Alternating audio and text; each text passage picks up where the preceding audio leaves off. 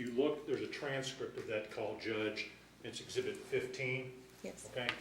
And if you look at, I think at the time you were trying to make arrangements for treatment options or replacements for Dalton, Yes, sir. correct? Right. And in there, Do you have a copy for her, Jeff? I don't, I have- and I'm going to show this to you, Kent. Like have her, it. do you have She's it? got it. I have Oh, it. I think, Yeah, Gotcha. that's the one I showed you. yeah, just want to make sure she's got it. And in discussing these trees, after discussing Mr. Castleman, I believe it is, as Yes, a sir. treatment Castleman. option, Dalton says, you're not in charge. Your response is, of course I'm in charge, I'm your mom, he'll be in charge of your treatment plan. Dalton then says, you're not in charge. Then you respond, of course I'm in charge, silly. But anyway, and I'm trying to find a physician to assess you because to do the Casey's Law, you have to be assessed by a doctor and a mental health provider. So at that time, I take it you were trying to arrange treatment options for Dalton, Yes, sir. correct? But in terms of making decisions about whether those treatment options are acceptable, that fell to the court handling Dalton's criminal case, correct? Not in that situation. Mr. Castleton is a qualified mental health professional for purposes of Casey's Law. So at that point, we were working on a petition, a Casey's Law petition. So no, that would have been up to the petitioner, who would have been either me or my husband. Okay, so when you're making and telling Dalton that you're in charge, of course, I'm in charge, silly, you're not, if I hear you correctly, you're saying that was limited to this situation with Mr. Castleman. Yes, and if I recall correctly, he was saying, what, you're not in charge, meaning, he could, if I'm sending someone out there, someone else to be in charge of his treatment decision, he's saying, oh, so you're not in charge? And my response is, I'm kind of joking with him about, well, of course I'm in charge, I'm your mom, but we were talking at that point about Casey's Law, so it would have been under a petition for Casey's Law. In Casey's Law, again, once, if that's accepted, then everything remains confidential, Yes, as you understand it. yes. Okay. In that same conversation, if you forward to page 10 of the transcript,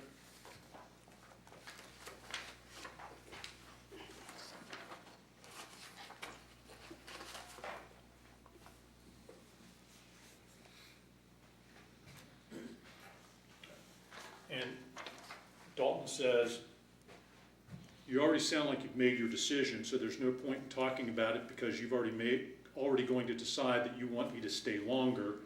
Your response is, no, that's not it at all. I want to. And he says, that sounds what it sounds like, or that's what it sounds like. So my question is, were you, from reading this, from Dalton's perspective, he makes it sound like you're the decision maker as to whether he gets out of custody or not. But I wasn't. I think he wanted me on quote unquote his side, and he's trying to, for lack of a better word, manipulate me into being on his side, and making, a recommendation if I was asked, which I was. A lot of times I was asked.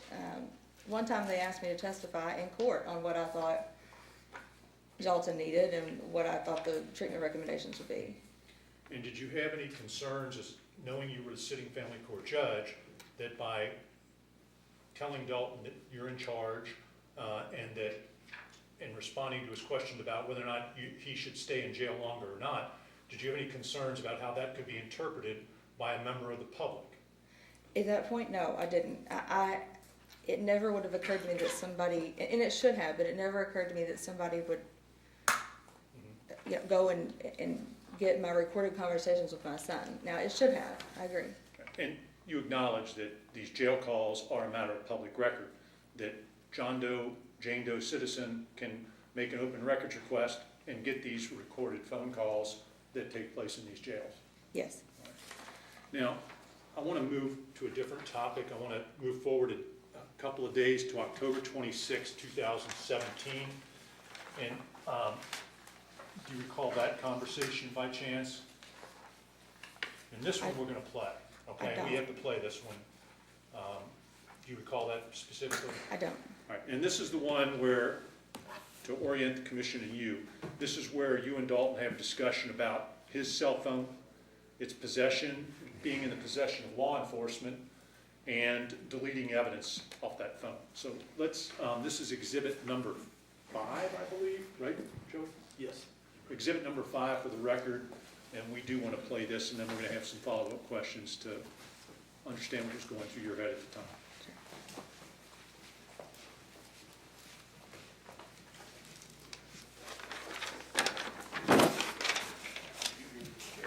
Okay, yes.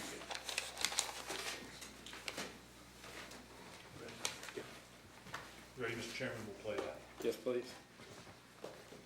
Thank you. Please remain on the line. Hold for acceptance.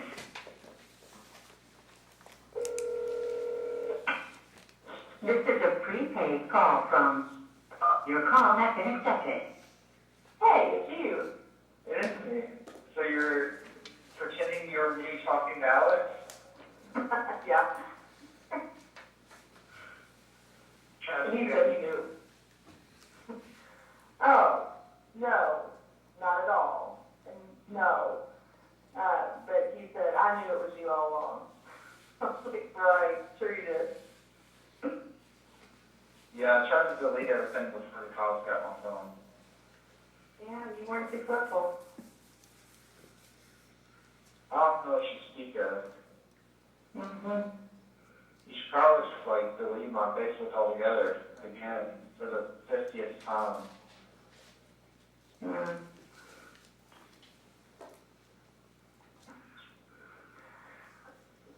All right, there's only one way to really do that, though, you know. What's that? You give me your password. You already know my password. Well, I've forgotten it now. I think I forgot them too. Sorry. What is it? I think it is G Gordon 2744 exclamation mark. Dalton what? No, capital B Gordon. D. Gordon? No, just Gordon, like my last name. Oh, It's the oh, G Gordon. capital. Did you just try to lock It's me? 44. Okay.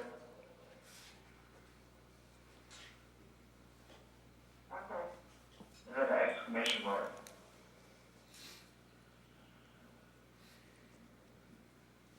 Gordon 2744 exclamation mark? Yeah.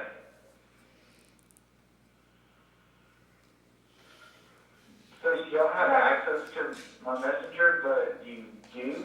Doesn't make any sense. No, I do. I just already signed on. Oh, okay. Yeah, just go ahead and delete it. It's not like I'm gonna be on anytime soon anyway. Yeah. I delete the new Facebook too. I can do that. And the names of all these people that you were searching for that night? Probably.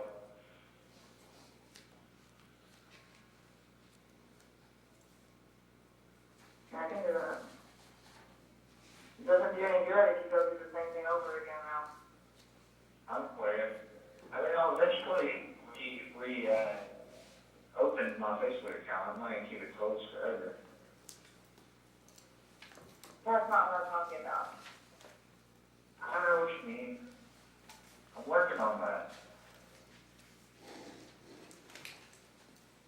You're always making a reservation. I'm not making reservations right now. You just tried by saying you don't think you remember your password. Just for a second, I didn't think I remembered it. Oh. God. Not that you have any reason to trust me, but I really didn't think I remembered it, and then 2 seconds later I remembered it. It is very hard to trust you. But it's yeah, so easy to trust me.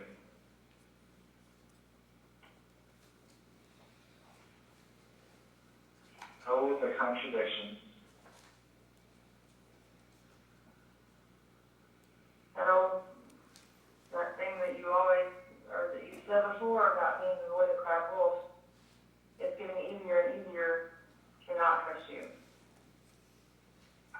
tell, trust me. Hmm. We're gonna have to do something about that. Trust takes a long time to build, you know. I don't know. I don't like long times. Unless it's a long time with a prosperous and happy family. Holy cow. There's a fire truck going down our road. Joseph can agree with you? Huh? The home road? Yeah. All the car trucks are coming down there. It's just going down the road, going down the, not the drop. I want to pause it there a minute, with Mr. Westbury's permission or the commission's permission. That, what I want to ask her about, you've heard, a lot of the remainder of the stuff has nothing to do with the charges or with the evidence we intend to present. However, I do not, under any circumstance, want to deprive Mr. Westbury or Judge Gordon of context. And if they want me to continue playing it, I will certainly play it. If not, I'll stop there and ask some questions. Yeah, Mr. Westbury. as long as she's got a copy of the transcript, if after the It's up question, there. she can look at the Yes. transcript and Certainly. see if there's some context that needs Yes. to be added. Thank you. It's Exhibit 5, Judge. Fine. And again, if the commission wants to hear, I'm more than happy to play the whole thing.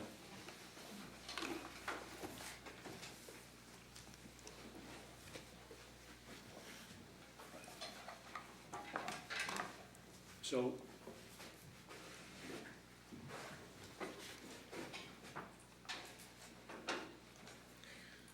the commission heard the telephone conversation, you heard it, and it's October 26, 2017.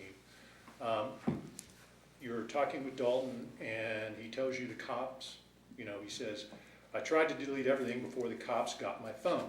You say, yeah, you weren't successful.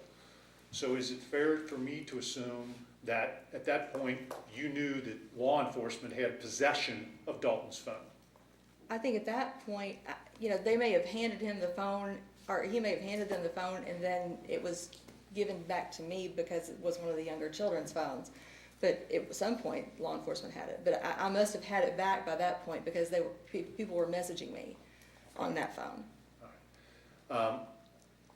But, and again, just if we want to establish this, I thought this was undisputed, but maybe you're, in light of your testimony, Judge, maybe it isn't. On June 29, 2017, the police reports I've seen indicate that Dalton's phone was seized.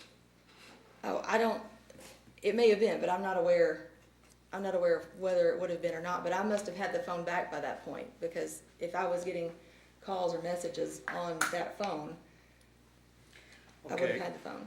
take a look. I don't want to introduce these exhibits, but I want to use them to refresh your recollection, to establish your knowledge. Okay. At this point, okay, but in light of your testimony, I've got to do this. Look at exhibits 61 in the exhibit book. In the exhibit book 61, not the transcription, but the exhibit book, we've got exhibit 61.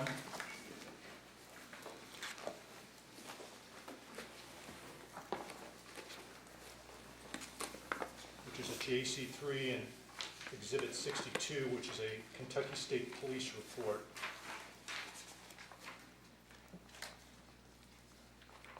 That was if I'm looking at this one correctly, that was the June incident, Right. not the October one. But they still had that phone, did they not, I in wouldn't, October? I wouldn't think so. These documents reflect, you agree with me, these documents reflect that they had the phone at one point, minimum. Yeah, at one point. And it was very likely a different phone. He went through a lot of phones. So, he's under, let's kind of circle back there. Because we already established he was arrested, and I think the documents reflected his phone was seized. What happened to it maybe is subject to debate after that. Then he gets rearrested in October 15th of 2017. And this conversation that we're talking about now on October 26th is 11 days after his arrest. And He says, I tried to delete everything before the cops got my phone. Yeah, you weren't successful. So did you at some point, that suggests to me that you at some point looked at that phone and determined that there was potential incriminating or damaging evidence on that phone? No, no. Yes, I saw that there were things on the phone that he didn't need to have on one of his younger siblings' phones, and that he didn't need to have just him. But there was nothing about evidence or incriminating about evidence. He was worried I would see what was on the phone because I would get all the information. That's how he made connections with, doing bad things. And he knew that, and he knew I knew that, and he knew I would be disappointed. He knew I'd be very upset. So when this phone call is a continuation of a previous phone call where we're talking about him talking to someone named Alex. And Alex is someone that he would have talked to about drugs and that he would have contacted something to do about drugs. So when this young man was calling him or messaging him, I was saying, yeah, and he was saying, I tried to delete all that so I would know who he'd been talking to. And I appreciate the context, but obviously at some point the cops got his phone, according to this recorded conversation. Yes. He says, I tried to delete everything before the cops got my phone, Yes. right? And you say, yeah, you weren't successful. And then he suggests you should probably delete my Facebook altogether again. He goes on to say there's only one way to do it, and you're asking for the password.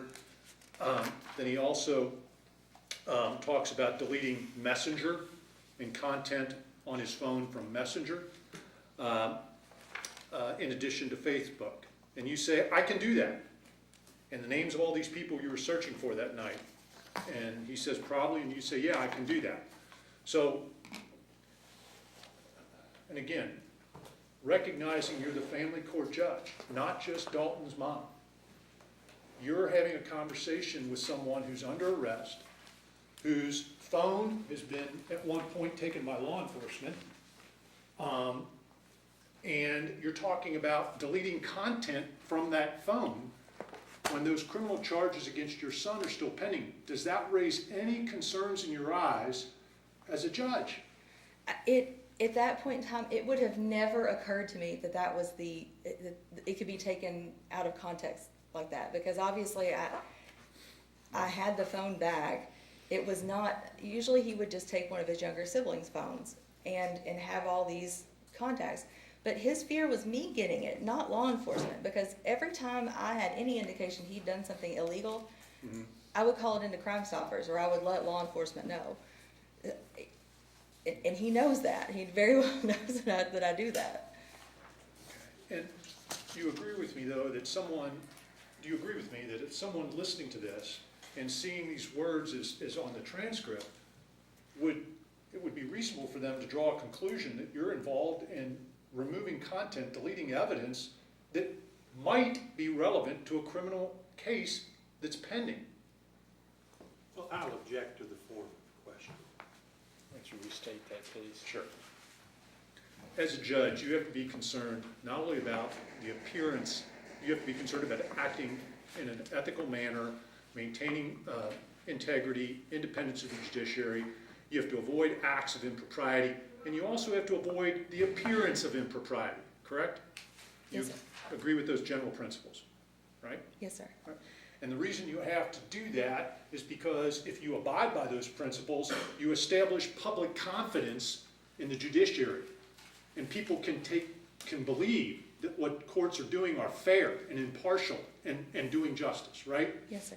So as a family court judge, then, when you're involved in this conversation with Dalton, you have to be concerned not only about not what you do, but how your acts may be perceived, correct?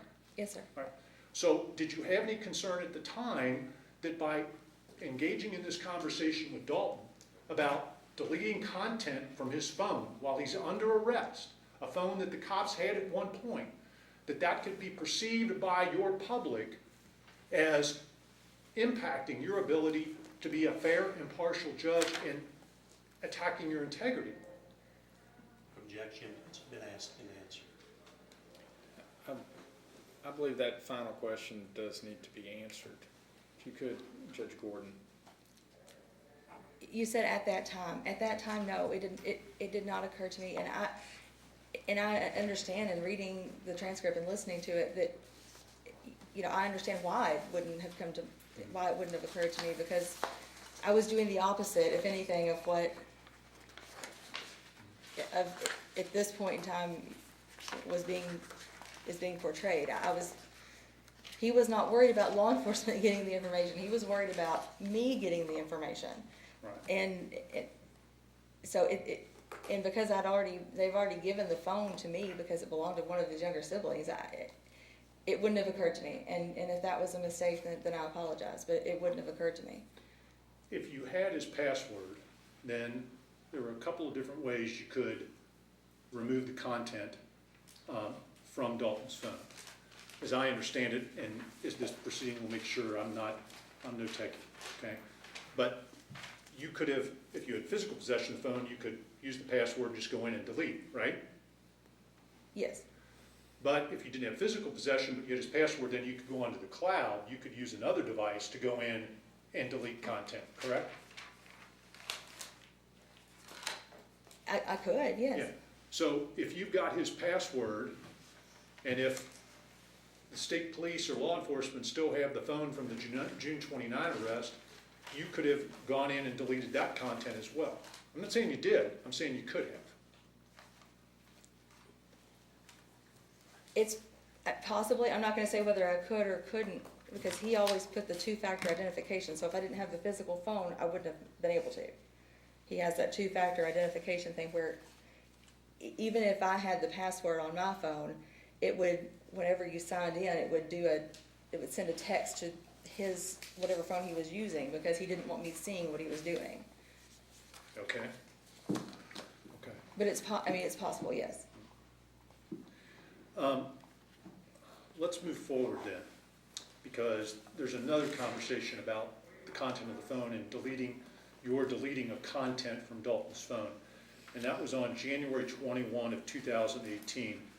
I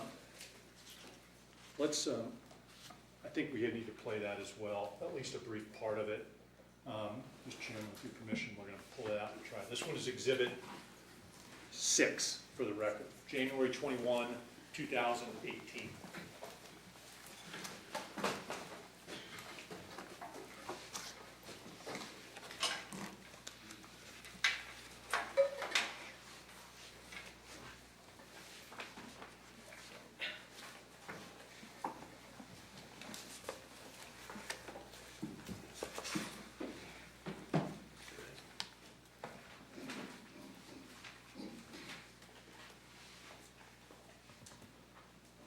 Thank you. Please remain on the line. Hold for acceptance. Hello, this is a prepaid. Charges for your call have been accepted. Hello. Hi. I'm still in the room. There's what? I'm still in the diversion room. Are you watching TV? Yeah, I'm in a black phone, which I've seen a lot. I figured I'd still do that. What? Yeah, what? Men in Black. Oh. That's just a movie. That's the first one, I think. No, you don't like old movies, do you? Well, I don't like watching movies more than twice. Yeah.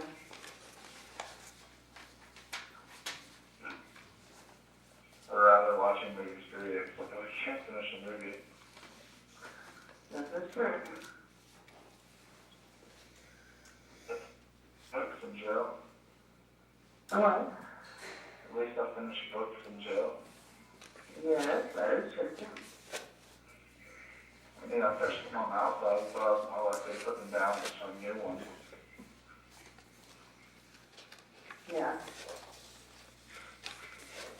Is anyone in the diversion room with you? Yeah, there's two other people. Who are they? The way that you thought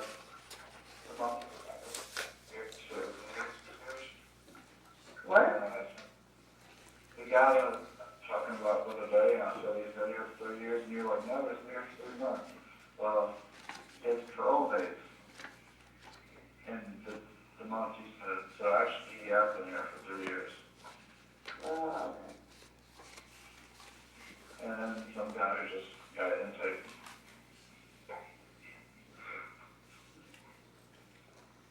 You don't know his name?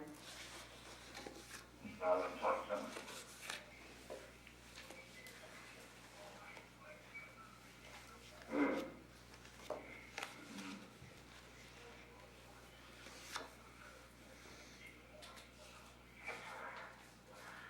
You know it would be a lot to stay away for you, right? I know you and me weren't more than, I love you a lot and I want to stay away for you. yeah. Are you No, I can't hear you, but, are you sleepy despite sleeping all day? yeah, it's sickness. What is your planned day on coming next week? I don't have one. It's going to be depending on, art, as always. And I would love you Tuesday. Okay. So I'll expect Wednesday and after. And not expect, but, Have that in your head. well, expect without getting my hopes up. That sounds like a good plan.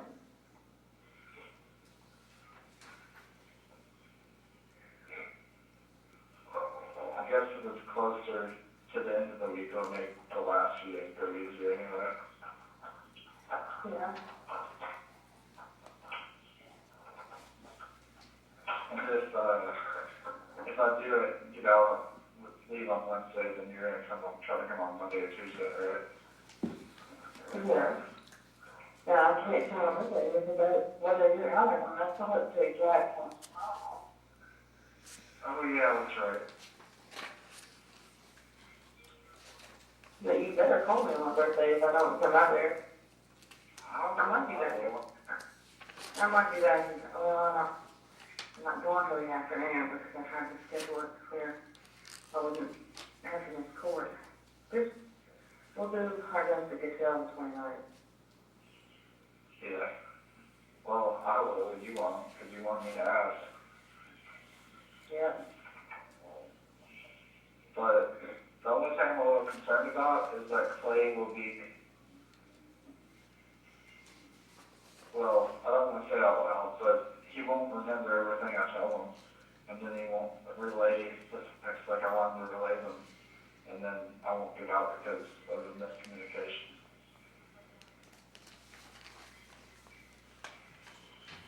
I'm gonna make sure, I'm gonna ask him to pull out a piece of, a 10-piece paper whenever I have a phone call. I'll follow up with an email to them as well. I don't mind to follow up with an email. I wrote down the 4 tidbits piece of paper so I wouldn't forget. I don't want to make it too complicated, so if anything, I should probably narrow it down to 3.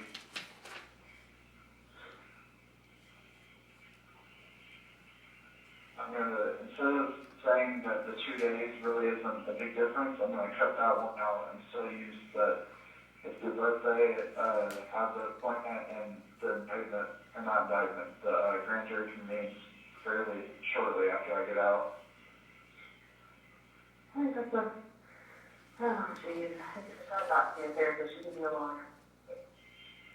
No, Did you say no or I know? no.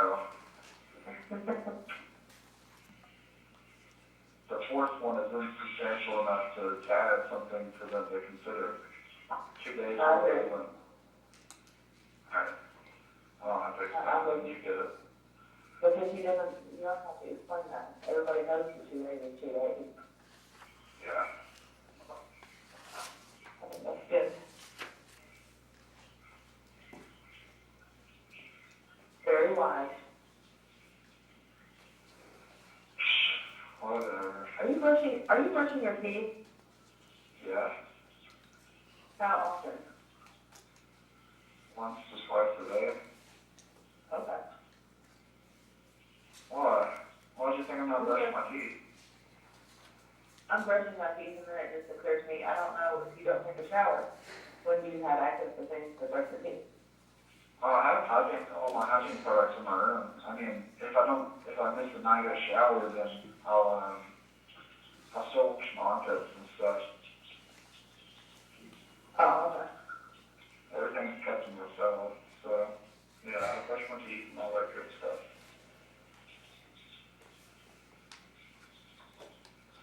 Good. Well, once your teeth go out now, You don't have to worry about that anymore.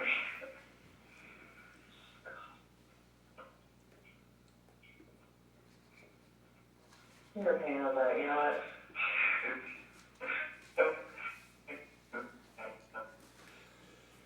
Yeah, I can't hear you. Only a hint of sarcasm. Can you hear me? I can hear you now. Good. You are a pain in the butt. So, I think for one of our projects at the house, whenever I come on the weekends, with Lucy and Jack and Sam if they want to, is a room painting adventure in my room. Room painting? Yeah. I think we should make a theme.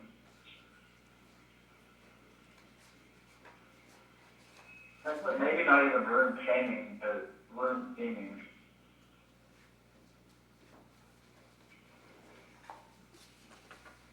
Did you say room cleaning? Theming, like a theme park. Oh, theming. Like, for example, whenever I was probably Sam's age, the first room I remember was like animal themed. It had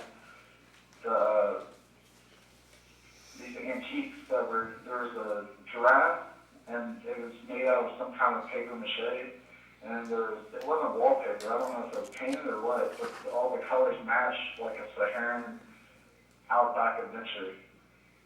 And I think it'd be cool to give us a few weekends to make something. That's a nursery. That's what people do in a nursery. Oh. Well, it was quite adult-like. It wasn't wallpaper that didn't look, I don't know, it didn't look childish, I guess. We can do that. Not saying that I don't like the yellow because I do, but I'm just trying to think of some fun activities to not being fun to now doing things. I'm gonna start hiking. Hiking. And I want to take a dance class. You can always try to talk Sam into hiking by saying that he's getting his eggs.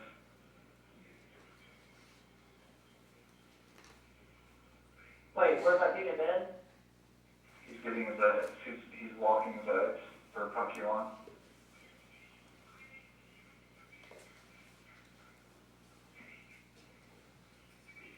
Did you hear me? No. That he's walking his eggs for Pokemon. Walking what? His eggs. He's hatching his eggs. Oh. You are so right. I need to think about that. That would be a walking. Right, that's before, but he still doesn't want to hike. The kid is obsessed with the phone. He reminds me of myself 2 years ago.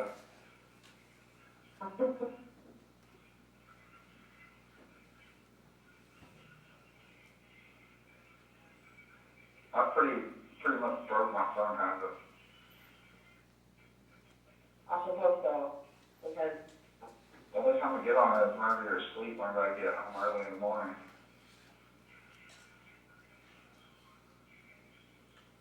yeah. We gotta have to talk about you on the phone. I can't guess why.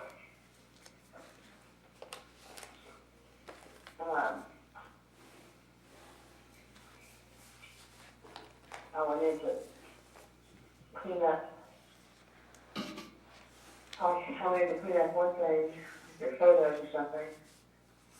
There's a screenshot on Instagram or somewhere, so then I was like, oh, that's good. So then all of that's Instagram, and I had to do some severe editing of all things Instagram. Oh, on me now? Yeah. You already told me to come down with us with this recently. Well, no, pretty done.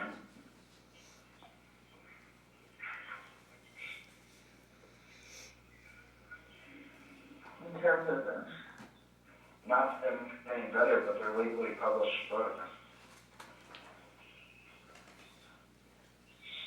number one in the top, okay, number one doesn't make it okay. Number two, in this conversation.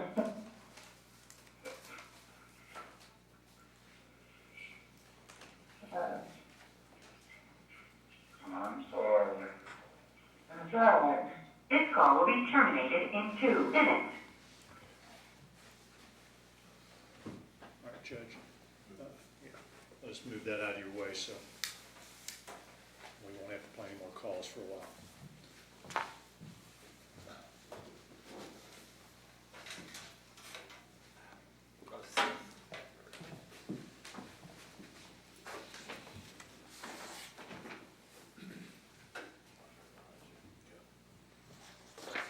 So this is a call on January 21, 18, and just to put things in context again, Dalton's in custody.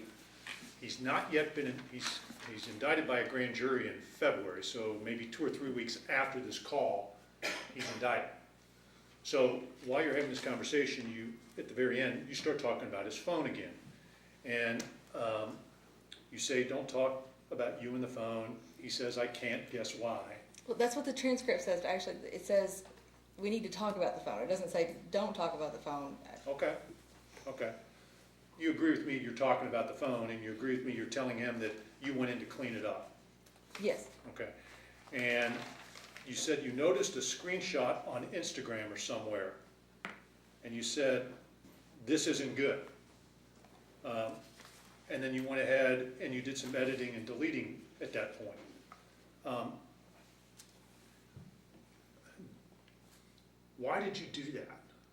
Knowing your son was under arrest, knowing that you're a family court judge, knowing he's going to be going to the grand jury soon, why did you do that? because the phone belonged to either my then 7-year-old, my then 10-year-old, or I would always have to take the phone back when he would end up in jail or wherever it was that he ended up, and either my husband or I would have to delete everything on the phone because I don't want them seeing inappropriate things, and that's happened several times. My husband and I both had to do that. And was that inappropriate thing something that was illegal? No, Like child porn? no. Then what was the concern? Why did you want it deleted?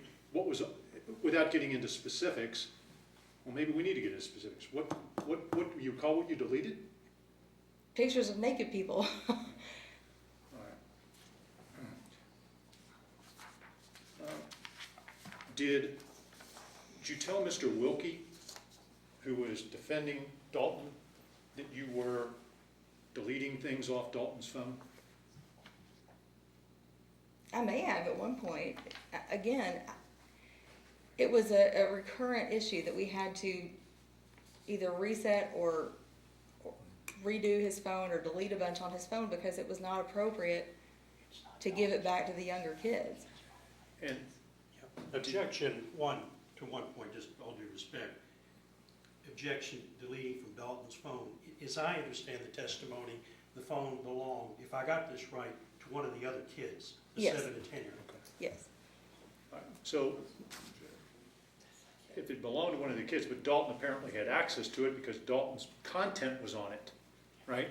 yes, So you were deleting the content, Dalton's content off that phone? yes. Okay.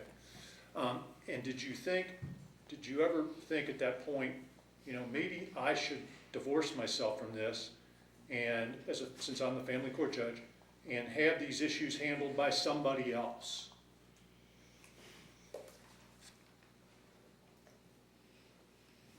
I guess I would need clarification on those issues, because there are many times where he would show up at the house when he was not allowed to be at the house and steal from us. So in hindsight, yes, I should have had my husband be the one to make those phone calls and be the one to handle all of that. My husband got very frustrated with Dalton, as we all did. And to keep the peace, often I would end up having to take care of issues because they were butting heads earlier on than any of the rest of us. Through this period of time, from late October when we had this initial conversation about deleting content off the phone into January of 18, were you actively involved in trying to control the outcomes in Dalton's cases? Do you mind to repeat the question? Sure. The time period? I want to, from October, late October when we had the conversation, October 26th, about deleting content on the phone, until early January of 2018. Were you actively involved in trying to control Dalton's criminal cases? I think that there were, when you say control his criminal cases, I was more involved than in hindsight. It was not a good choice for me to have been as involved as I was. But was I trying to, there were times where I was asked about bond conditions, and yes, that had to do with the safety of my family. So yes, I would, give my opinion when asked about bond conditions. Were there other situations, though, where, in addition, setting aside bond conditions for a minute, do you recall any other situations where you were trying to influence the outcome of Dalton's pending criminal cases? During this time frame, late October 2017 through early January 2018. The outcome meaning what the finding was, or what charges were? Anything having to do with how Dalton's situation was going to be handled. The criminal charges, his release, his conditions of confinement, his placement while he was under criminal charges. I don't recall, especially during that time period. I don't know that I could tell you whether, my husband and I did speak with the county attorney, and a lot of times we would both be in the room, or we would both be discussing possible outcomes. Yes. At this point too, and again to put things in context, as I understand it, in late fall of 2017 specifically, let's focus on December of 2017, Dalton's case was being handled by a special judge, Judge Reed, correct?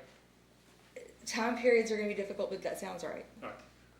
And so let's take a look at some text messages you had with Claude Porter on starting in December of 2017, starting on the 17th. And it's exhibit number 9, Your Honor, in the exhibit book. And take a second to refresh your recollection about what was going on here. And I think where it starts, Judge, is on the bottom of the first page. There's a text, December 17th at 11:08 a.m.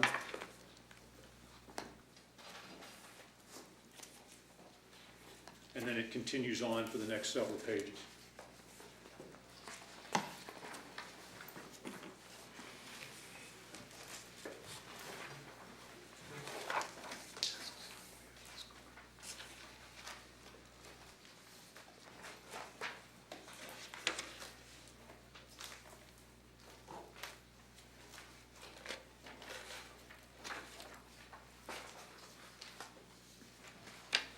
Okay.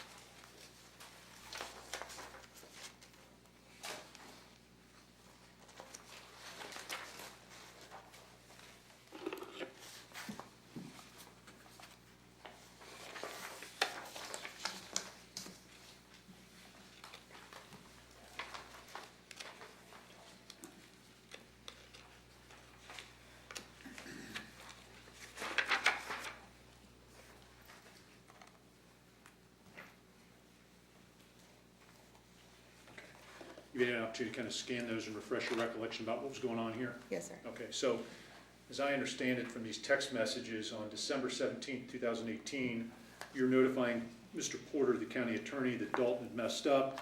Apparently he had been at Friends of Sinners. He took off, got drunk, wasn't back by the end of whenever he had to be back. That's the event that occurred, correct? Yes. Right. And then you, starting on the 18th, there's a string of repeated text messages to Mr. Porter. Now, starting with, please, please, please, get things worked out today for Dalton to serve some time as a consequence. Joe is going to be calling you. He says, we'll so when we get his information. So you're advocating for Dalton to spend time in jail, Yes. okay? And what about Dalton and Mr. Wilkie, whether or not they would be agreeable to that, or whether they think that's in his best interest? Did that concern you at all? No, because I was the victim in all of his criminal charges. My husband and I, our family, we were the victims in all of the charges that he ended up with.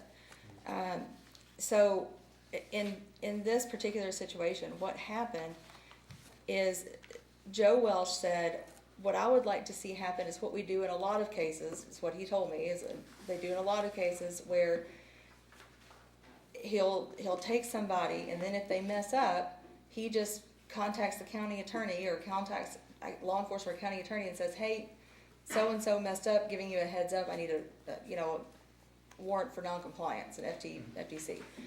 And then Claude had agreed to that, and so had Clay. They'd all agreed that that's what needed to happen. I wasn't even involved in that, what preceded this. But Joe let me know that that's what happened, and that he was gonna be contacting Claude. And that was me saying, yes, I agree with this, he needs to go to jail. And I was, as you can tell by these text messages, I was frantic, because it was very difficult for me. It was a scary time for me, because given what had happened over the past, I knew when he relapsed, he would show up at the house, and it could put us at risk, the kids at risk, and I was trying to avoid that without saying, to Claude Porter, I'm scared he's going to hurt someone, or scared something bad's going to happen. That's basically what I was. And reading back over this, I regret the tone that I had in these text messages. And it's not an excuse. I should have had Sale handle it, or we should have just let Joe Welsh handle it independently. But I was scared. I was frantic in the messages because I was worried about my family. And I appreciate that, and you're texting Claude repeatedly throughout the course of the day on the 18th. In fact, at one point, you said, where are we? I am going to keep bugging you. Another time you say, have you heard back from Judge Reed yet? Then at one point, I think you even asked for the judge's cell number at one point. Is it your position, Judge, that, let me back up. First of all, Mr. Porter is the county attorney. He's getting text messages from a judge about your son Dalton, and you're peppering him pretty heavy about that, correct? Yes. All right. And you got to the point where you're asking him for the Judge Reed's cell number and want to know where this order is that you think should be entered, right? The order was already prepared. The agreed order, or whatever it was already prepared. And Claude had told me that it was just waiting on Judge Reed's desk for signature. So at that point, I wasn't, I just was saying, and that's one thing that we ran into is, the idea that Joe Welsh and the rest of them had come up with, to kind of make sure that there was accountability, that was made difficult by the fact that the judge was several hours away and wasn't regularly, he had his own docket and everything else. So, whereas if it, not for me, then he would have been picked up and all of that would have been avoided if not for my position. And a special judge was appointed for Dalton's case. It was Judge Reed, but Mr. Porter apparently kept the case. He didn't ask for a special prosecutor, even though it was your son, and he regularly practiced in front of you on a daily basis, correct? Yes. All right. And at one point, you indicated that you were going to yourself drive the order or the document to Judge Reed. You were going to leave at 6 a.m. in the morning to go get it done. Did you ever end up talking with Judge Reed? No, I didn't. In hindsight, as we sit here and you look at these strings of text messages, do you agree that this contact and the manner in which you contacted Mr. Porter in this situation perhaps was not the exercise of good judgment? I agree with that. I completely agree with that. And as I said, it was, looking back over it, it's embarrassing. And sure, I absolutely, I should have had someone else handle it or not, or just taken other precautions or whatnot. I will say also, Claude Porter is a gentleman that I know very well, and everyone in Davis County knows very well, and knows that he is not going to do, no one's going to talk him into doing something he doesn't want to do. Maybe his grandkids, but other than that, he doesn't care who I am or who anybody else is. He's going to do what he's going to do, and it doesn't matter who asks him. But obviously, you had repeated regular contact back and forth with Claude Porter throughout the course of the day. Your average citizen is going to have that direct access, are they? Yes, they absolutely do. And he would be able to text with them, just like he did in this case with you on a regular basis. Yes, that was his normal method of communication with crime victims, family members. I saw him do it all day, every day. And you don't think the fact that you were a judge pushing him to get these things done, to go after Judge Reed to get this order signed, you don't think that had any impact on Claude Porter's actions that day? No, definitely not. I don't think he would never have treated me. If anything, he would be less responsive to me than he would somebody from the community, because all of us in the court system understand that Mr. Porter he's maybe the busiest person in Davis County, and he wants to be helpful and he wants to volunteer to fix and handle things, and in doing that, sometimes maybe he overcommits a little bit. And so all of us know the squeaky wheel with Mr. Porter, and he knows, and he'll tell you got to keep reminding me if you want me to do something because I'm busy. Well, and he would have those same conversations with members of the public, but they wouldn't know that you just have to keep reminding him, because he's got so much on his plate.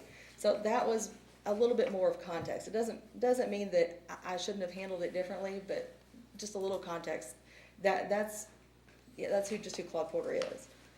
And you said that you were acting because you were concerned that Dalton was going to show back up at the house, and that would put you and your husband and your children at risk, correct? Correct. Were you also concerned about another arrest by Dalton or another incident with Dalton would lead to adverse media publicity of you?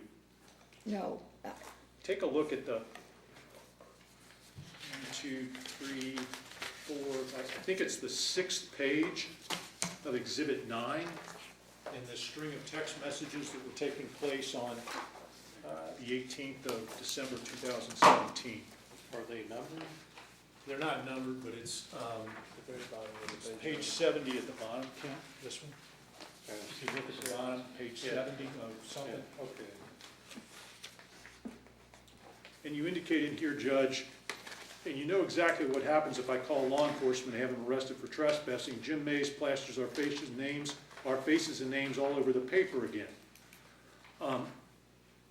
So were you concerned about media publicity if this order wasn't signed by Judge, or this paperwork wasn't signed by Judge Reed and it wasn't handled the way that you were wanting it to be handled?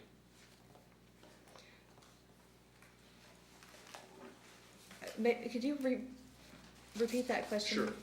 I'm reading this text that you wrote to Claude, and you say, and at this point, apparently Judge Reed has not signed this paperwork that you wanted signed, correct? So you say, and you know exactly what happens if I call law enforcement and have him arrested for trespassing. Jim Mays plasters our faces and names all over the paper again. So are you concerned at that point about the adverse media publicity that will be drawn to you as family court judge if something happens with Dalton? Marginally, possibly, but what bothered me the most was that he struggles a lot.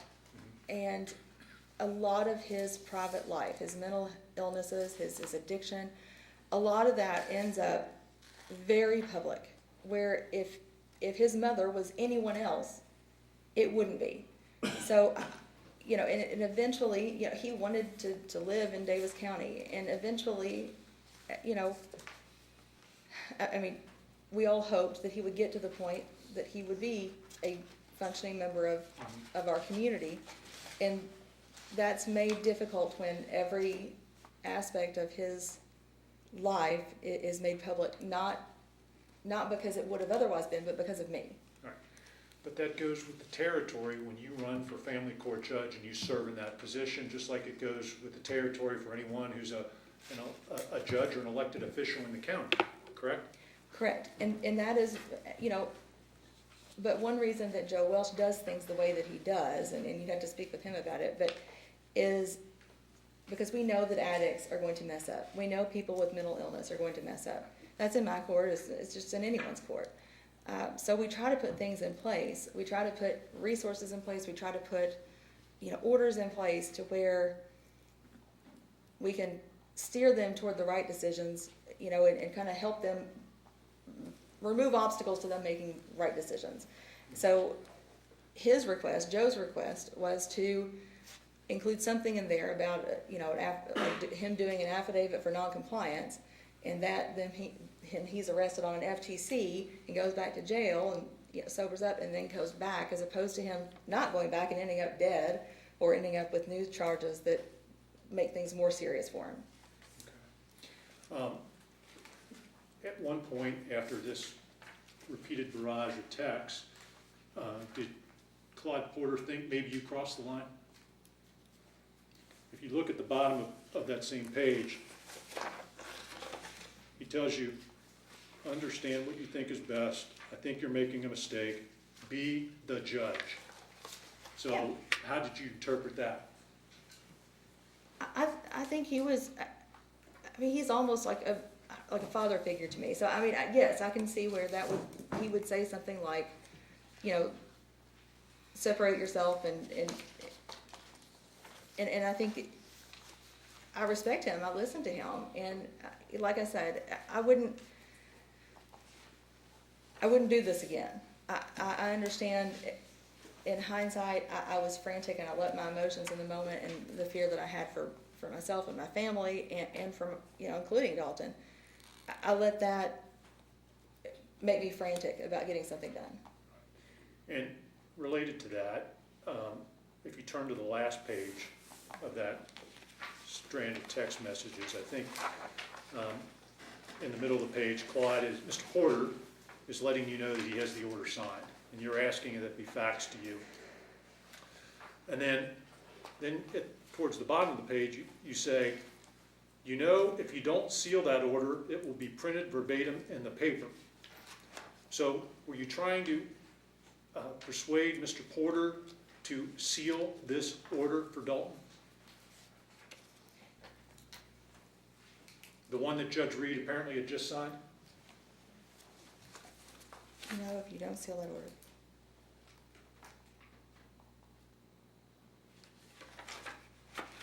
I'm sorry, have you found that text, Judge? It's on Yes, the bottom yeah, of the I last see it, page. I see it. I don't know. It looks as though, my concern was that whatever they entered included information that wasn't accurate, and I was concerned about that being public record, if there was information in there that wasn't accurate.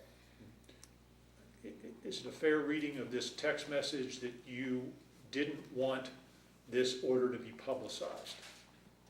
Yes, And you were trying to suggest to Mr. Porter, the county attorney, that he get this order sealed so it would not be available to the public. and if you, I wish I had the order and could just share the order, but it would have been, What was in the order would not have been appropriate to be in a public file because of the nature of some of the things that Joe Welsh, or not that Joe Welsh, that either, I guess, Claude's assistant or someone prepared. It wouldn't have been appropriate because it included HIPAA-protected information. But again, that's not a call you get to make, that's a call that the governing judge gets to make, depending on the facts and circumstances. True, yes. Now, while you're engaged in this text exchange with Claude Porter, were you at the same time also texting Mr. Wilkie about these issues? Very likely, yes. All right. If you look at, give me 1 second, I think it's exhibit number 8. Yeah, exhibit number 8.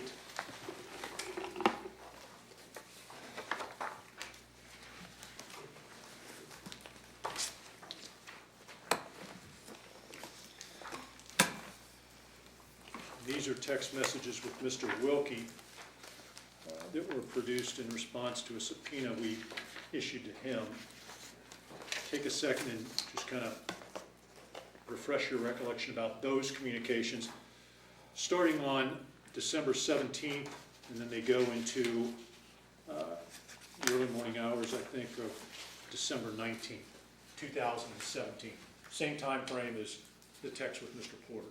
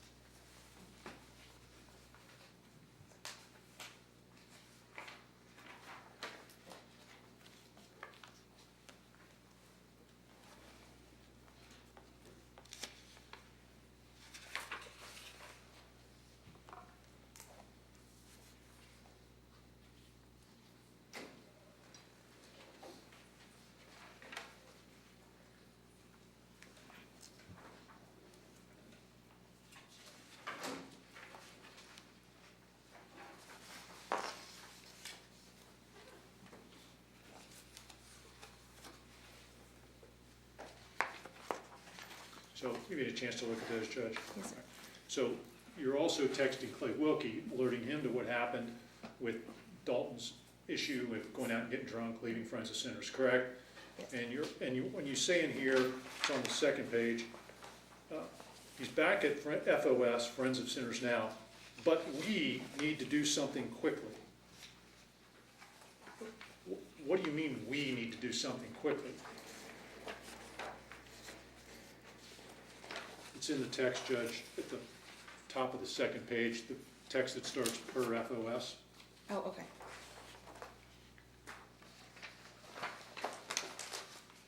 Okay, yes. Okay. So what do you mean, we need to do something quickly? Well, that's when Joe had let me know that he was non-compliant, and he was going to be filing something like an affidavit of non-compliance, to ask that he was picked up on those charges. Okay. And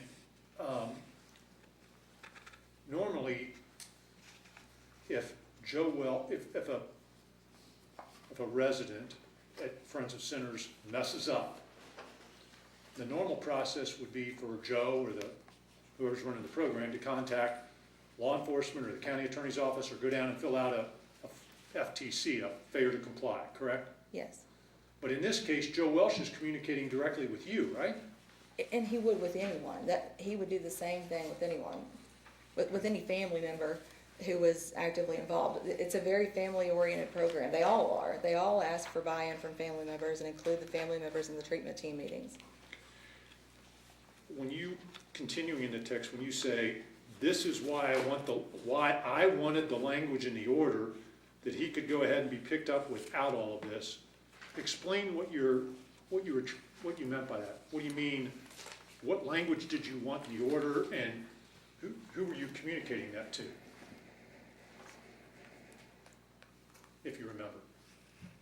I don't know, probably, I'm not sure, except to say just from the context, it sounds as though I was agreeing with Joe Welsh and how he wanted to handle it, which is how he liked to handle things with anyone who had open charges or pending charges. That's how he liked to do things. Then, if you look at the text just to the right of that, it's December 18 at 10:51 p.m. You see, I'm very, very close to canceling court and going to LaRue County in the morning to handle this myself. Now, you weren't in any position to handle this yourself, were you? No, other than just to say, here's an order, no, and I didn't go, but again, that was late at night, and I was concerned Dalton was gonna show up on the doorstep. So yes, I regret those text messages. And so Clay Wilkie's getting this text, and he's known you for a long time, but he also knows you're the family court judge. So you're trying, because you're concerned, you're trying to use your influence in order to get Mr. Wilkie to act so you don't have to. No, I was venting or venting my frustrations about it. I wasn't, Again, back when you were in practice, when you got a phone call or a text or an email from a judge, didn't that tend to become a priority? Didn't you want to address that promptly? yes, but he couldn't have done anything differently either. He couldn't have done anything about it.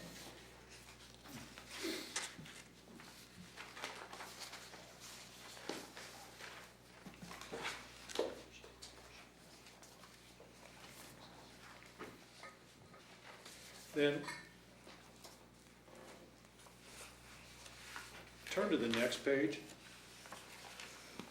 It's a text from response from Mr. Wilkie the next morning, December 19th. I think it's about 10:41 a.m. It's hard to tell the exact time. And he says, I think a phone call might help. I think his secretary told me that he rarely checks email. Sorry, but that just occurred to me. I believe Claude has his cell. So is Mr. Wilkie suggesting that you contact Judge Reed directly to get this order signed? I don't know.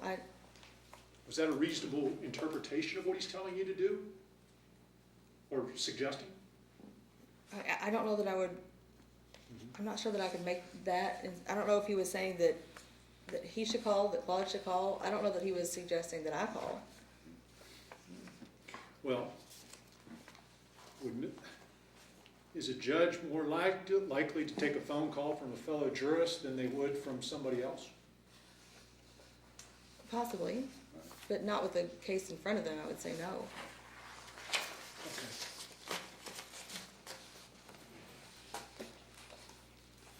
Give me 1 second, please, judges. I think that covers those texts, but I want to make sure.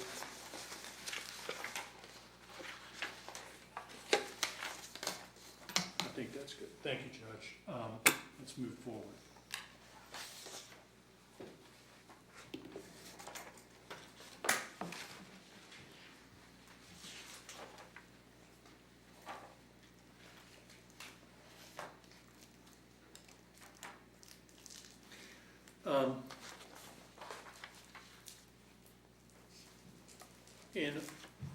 Let's move forward to March of 2018, okay?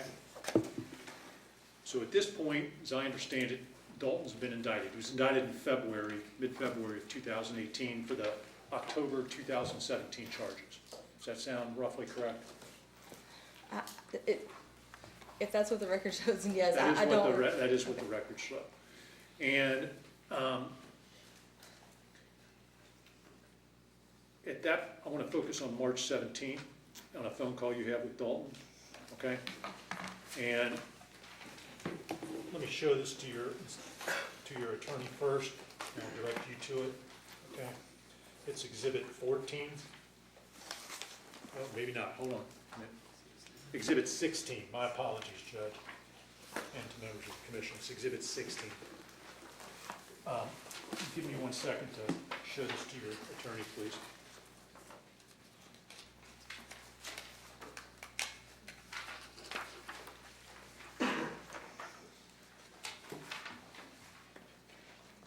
Is it not in the exhibit? No, just I got to cut this transcribe here instead of playing the record of the phone call. Just wanted to- If you want to play it.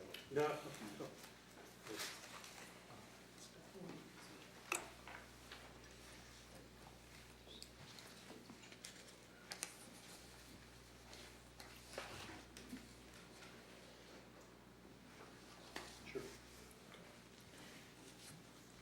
Your Honor, where I want to, this is a recorded phone call that we had transcribed, one of the few of the 500 plus that we had transcribed. And I want to ask you some questions. If you look at, first of all, do you have an independent recollection of this phone conversation? No. And if you go to page 5 of the transcript,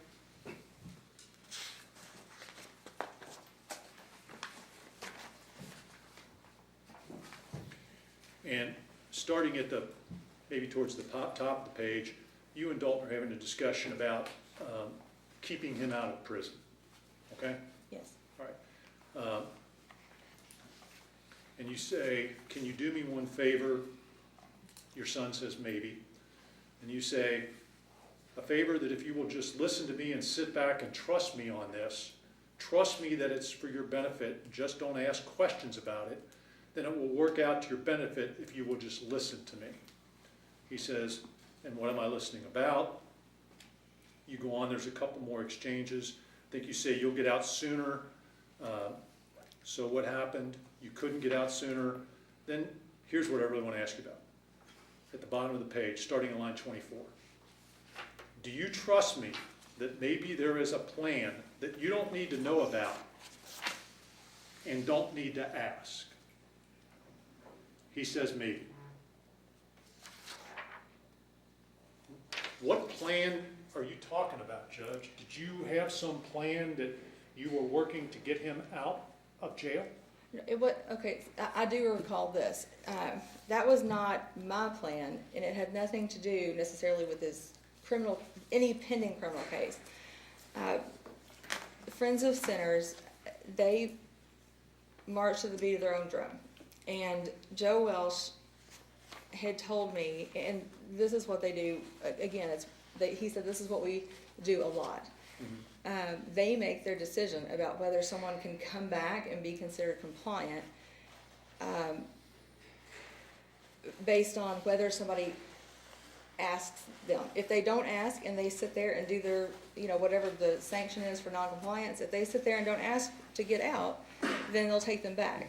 But if he had called and bugged them, or had me call and bug them, or if it would have resulted in him staying, I guess, in either them not taking him back or him not staying as long. And that, it was just a normal conversation between me and Joe Welsh as a family member and it had nothing to do with, it was more, the not going to prison comment was more of, I wanted him to stay compliant with the program so that he wouldn't go out and do something in the future that would land him in prison. And my concern is, and my question is, strike that, let me make it a question, okay? You're expressing to Dalton that there's a plan that he doesn't need to know about, okay? And that he doesn't need to ask about, okay? He knows you're the family court judge. He knows, from numerous conversations that you've talked to Clay Wilkie. He knows you've talked to Claude Porter, okay? Is it reasonable to conclude that someone looking at this might think that you've worked out a plan for his criminal charges? Again, I did not give the proper consideration to the fact that there would be somebody out there who would go get these and go get all of the jail recordings between me and my son, and it should have, maybe. It should have occurred to me that these are recorded and that someone could decide that they, wanted to read them and read into them the worst possible, insinuation from any of them. I should have recognized that. And with regard to your role in Dalton's cases, now, in most, it's been a long time since I practiced criminal law, okay? But in most situations when you're when you've got someone who's been charged with criminal offenses and the underlying issue is drug addiction, that in order to get them into, they're trying to find places that they can go for treatment, right?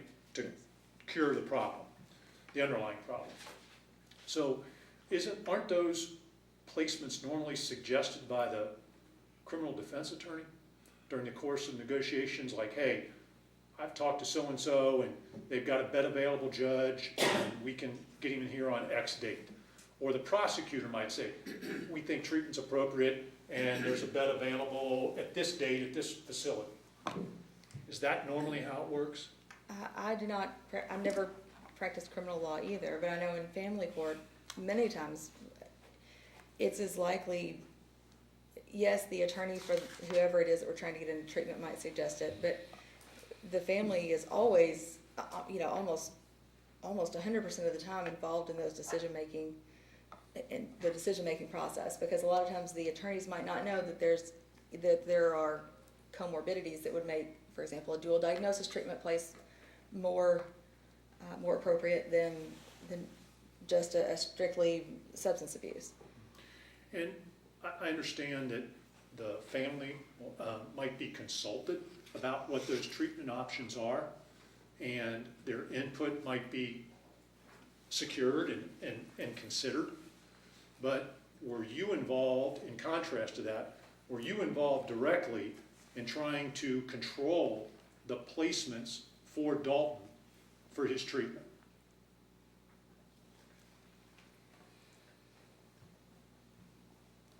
I guess you may have to explain that a little. Well, you're the family court judge, Dalton's your son. I understand you're trying to take care of your son. Totally understand that. My concern is the perception that as family court judge, when you're making these calls and trying to, and sending texts and emails, trying to get Dalton into these places, that in some way is using your influence as a family court judge to get a benefit for Dalton that the average citizen might not be able to get. That's my concern. Objection to the form, and I know, I understand my jury, so I think they can discern it pretty well. But Thank you, I understand. it sounds more like a statement. Then a question. I'll withdraw and I'll rephrase it as a question, Mr. Westbrook. Thank you. Thank you, Mr. Rando. Did you recall text, I think we went over this once before, but on July 2, 2017, you recall texting Claude Porter advising that you had made arrangements for Dalton to have a bed at Forensic Centers. That was Exhibit 12. You did Yes, that, right? I'm sure I did. And I think we went over the October 24, 2017 telephone call. That was Exhibit 15. And you made arrangements for Dalton to be assessed by Ken Castleton, correct? Yes, I mean, at one point, I don't know the time period, but yes, I asked, again, that was when we were planning to do the Casey's Law. We were planning to file Casey's Law.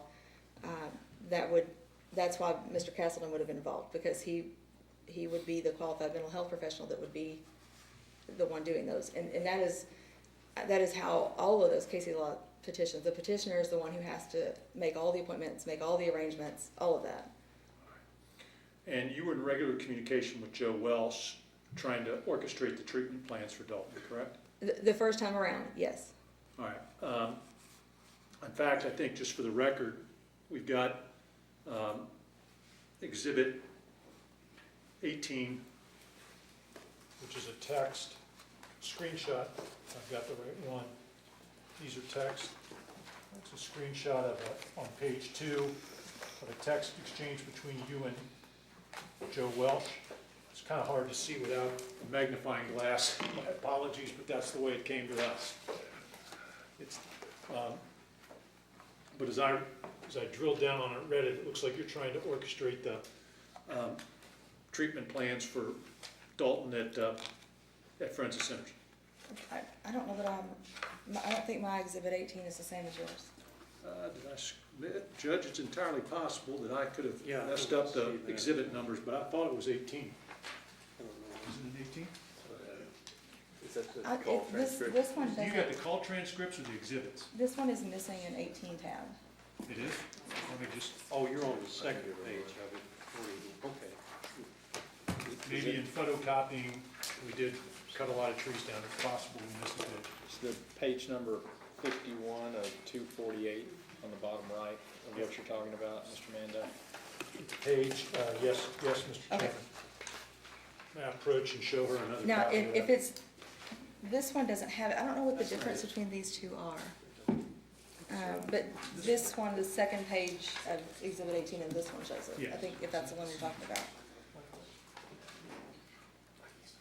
Yeah, I agree with your comment about a magnifying glass. Okay. I'll tell you what, I'm gonna withdraw.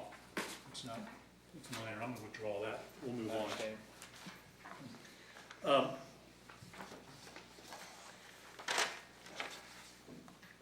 In addition to, do you recall giving, first of all, you work in the courthouse, obviously, right?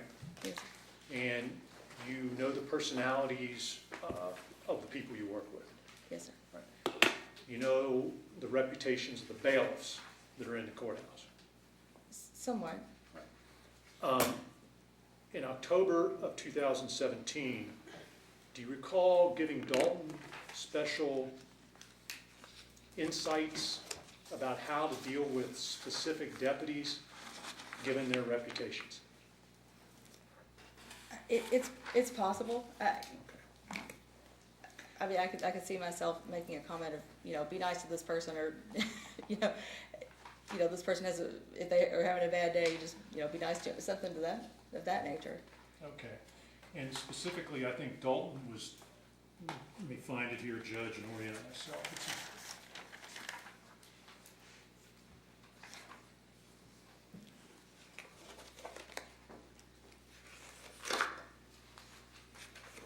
In fact, I think it's better, it's very short call that I want to play. Let's play that one, Joey, okay? Just put things in context. Exhibit 17 is a October 26, 2017 call between you and Dalton. Should only be less than 5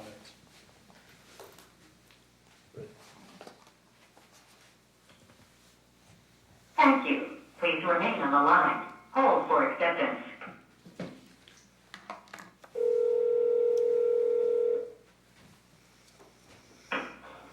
This is a prepaid call from...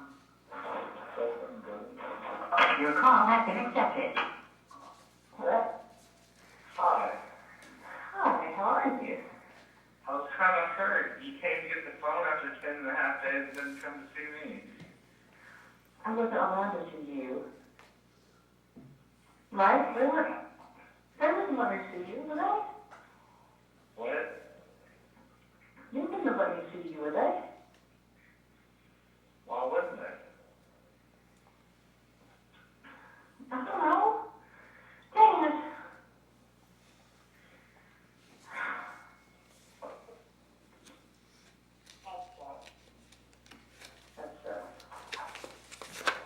You just said it. You do anything.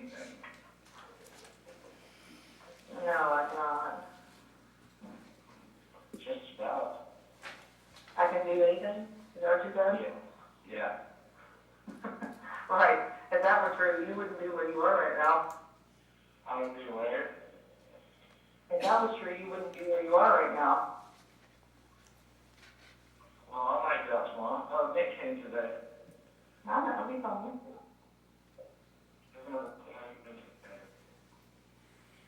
But was that, you cut out for a second. You want, huh? A lot better of a mood. Well, something does. And Joe is excited to do so. She's been texting me and says that he wanted me to know that he couldn't come in the morning, but that he was looking forward to starting fresh. Yeah. I hope I get out tomorrow. What? I hope I get out tomorrow. I have a feeling you will. So, I heard that they usually take people to get quartered like right after breakfast, and breakfast is 6 o'clock. So I guess I'll be there all day. When it's your planning, is it not? Oh, so I'll be there for 3 hours. Probably. Maybe my mom's stuff. Probably. Have them put you on the third floor. Have them put you on the third floor. I thought it was still going on the third floor. Huh? I thought all the cells are on the third floor. Wow. There's a lot on every single floor. Oh, well, I have to pull a favor and have them put me on the third. Why do I have to? Turd.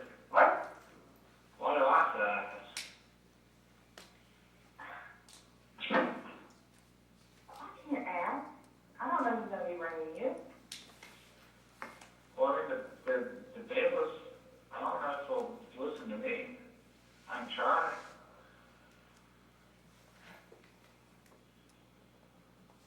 Alright, if you'll listen carefully, I'll tell you what your chances are with each of them and how to approach them. Okay. Okay, so, the little woman here, lady that speaks over here, she can sleep even though the sleep like those that you're trying to small. Deborah is the head bailiff, and she's just being asked to see it, so, they're gonna, Who's the who? she's the head bailiff, Deborah, she has darker blonde hair, and she always keeps it sitting on her ponytail. She's a hard to sell, but if you can catch her and be charming to her, you might be able to win her over. I mean, they have to be in a single cell at least, don't they? Yes, they do, yeah.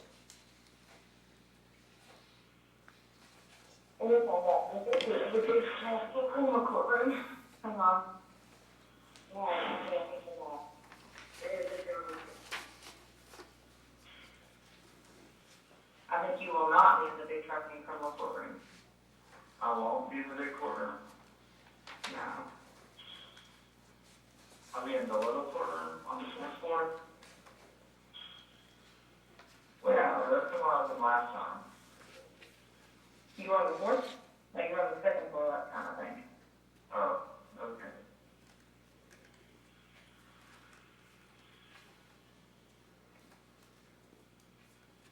I'm gonna look and see where you are.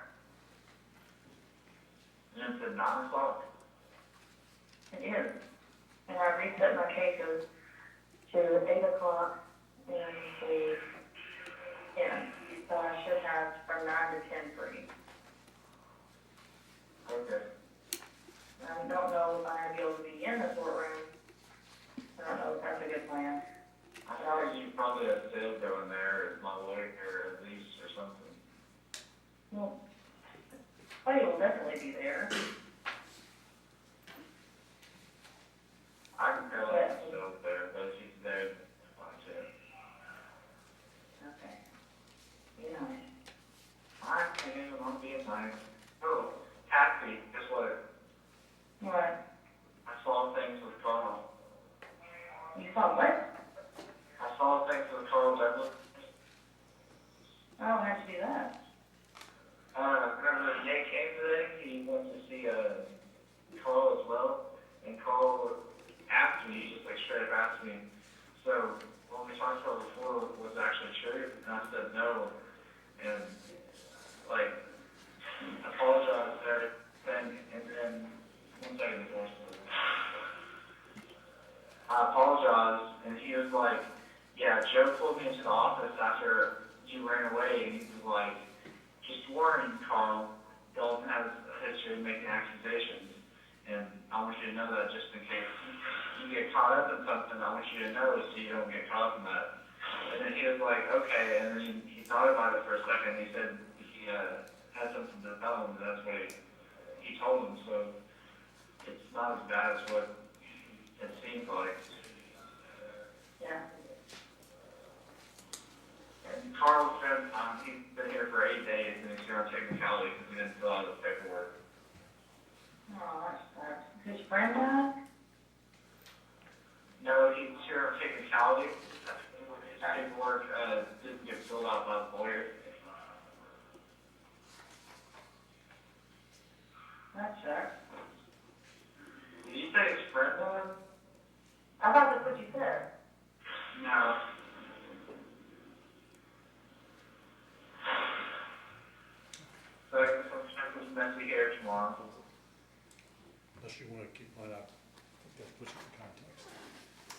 Judge, does that, playing that, refresh your recollection about that at all? Yes. Okay, first of all, at the beginning of the conversation, again, this is October 26, 2017.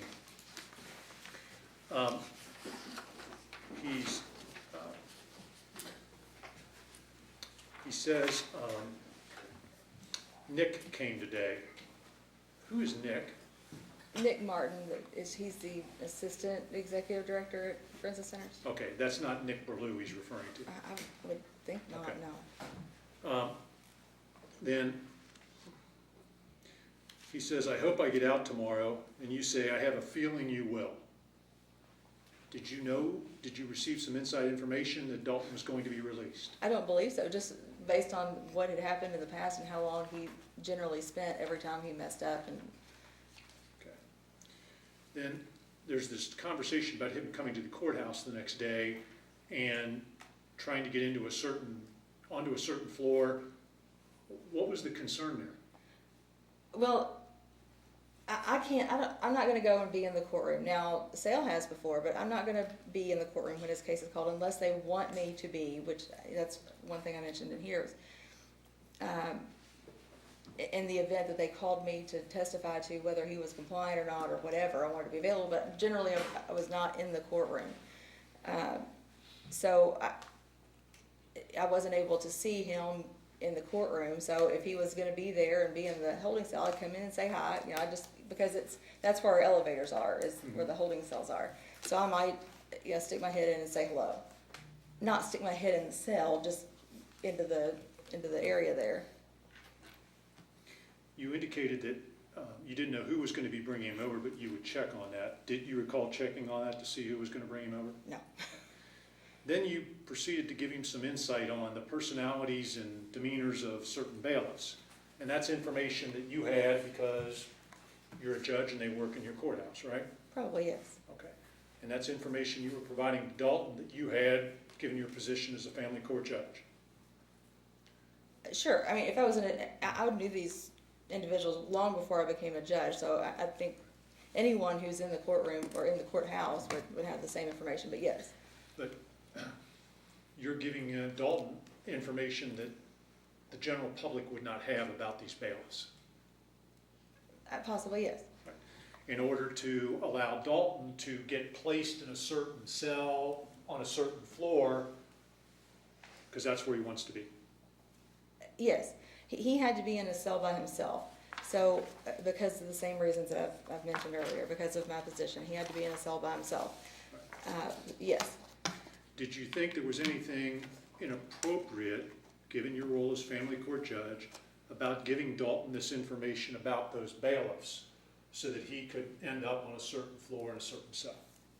In hindsight, sure. I mean, I meant nothing by it. I wasn't trying to get him special treatment, but I mean, in hindsight, looking at it, yes, I should have not said that. Do you also recall asking, for the record, who is Carolina Glover Campos or Campos Glover? My case manager, he used to be my case manager. All right, and is it Campos Glover or Glover? I messed that up. Campos Glover. Campos Glover, okay. And did you ever direct her to check for available treatment beds for Dalton on your behalf? I don't believe so. I know that I mentioned that to Dalton, that I might ask her, or mentioned it to someone that I might ask her, but I don't think I did. And I, for a lot of reasons, but I'm generally aware of what resources are out there too, and most people who have anything to do with the recovery community know what's out there. But yes, I recall somewhere in the file when I was reading through it that I said I was going to ask her. I might ask Carolina, but I don't think I ever did. Okay, take a look, see if this refreshes your recollection. Look at Exhibit 21, which is some text messages, again, that were produced by Mr. Wilkie in response to a subpoena ducus tecum, and I'm looking specifically at page 2. It's a September 25, 2018 text.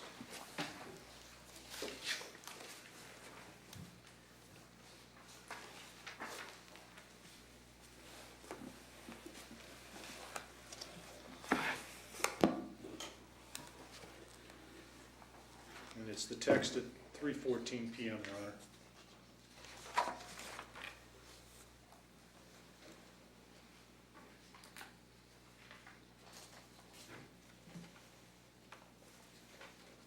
Okay, I see.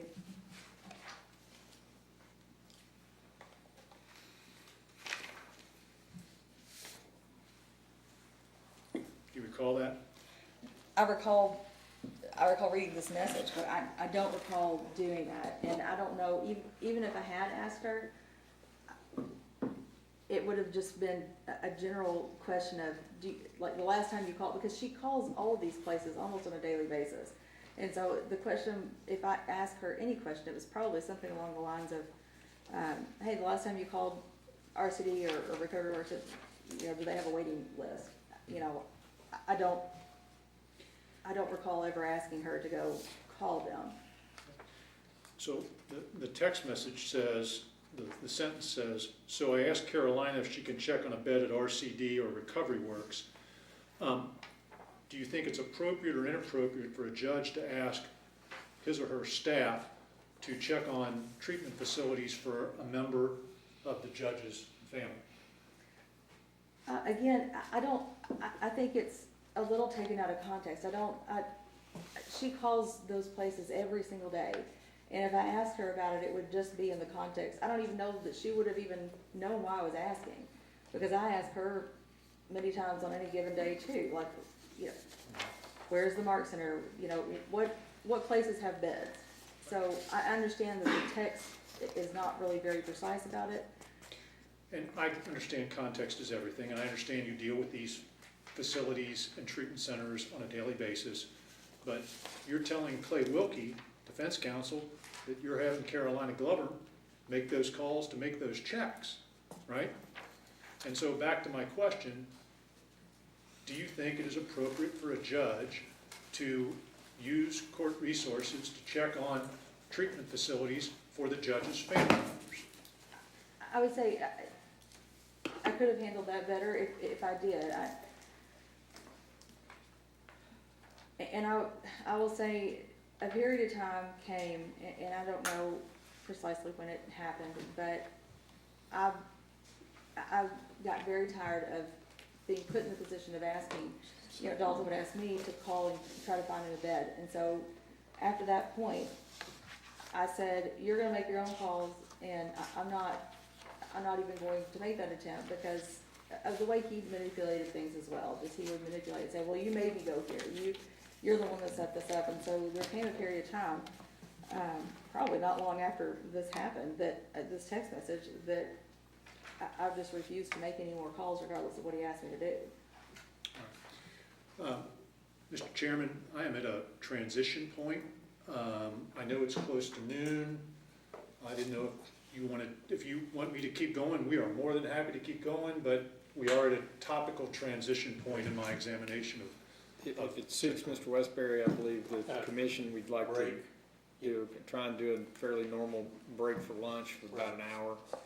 Yes. Return back at 1 o'clock. Would that suit? And as we break, if council would approach, I want to do a little cleanup on your documents to see where we are. Sure. Okay, thank you. We'll be in recess. Just 1 second. Okay, hold on. We'll stand by.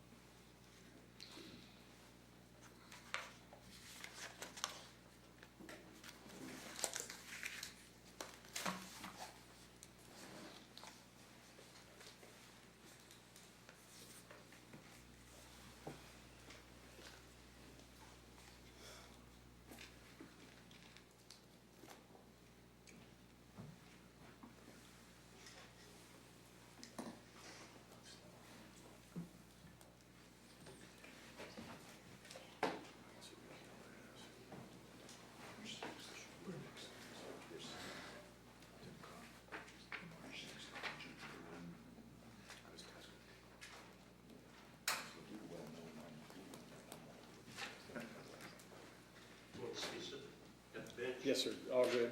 Thank you, Judge Gordon. You're finished with this witness for now. We'll take a recess for lunch. Yes. You guys will approach. Thank you, Mayor. You can step down. Yeah, no problem. On your documents, I'm keeping a list. Are we gonna move to introduce? I'm gonna do those at the end of the case. At the end of our presentation, Mr. Chairman, I intend to say we move to introduce, and we'll go through the list. And Mr. Hill is keeping, Mr. Hill's also keeping a list. Just wanna make sure, so we all, Yeah, we're doing it. okay, great, thank you.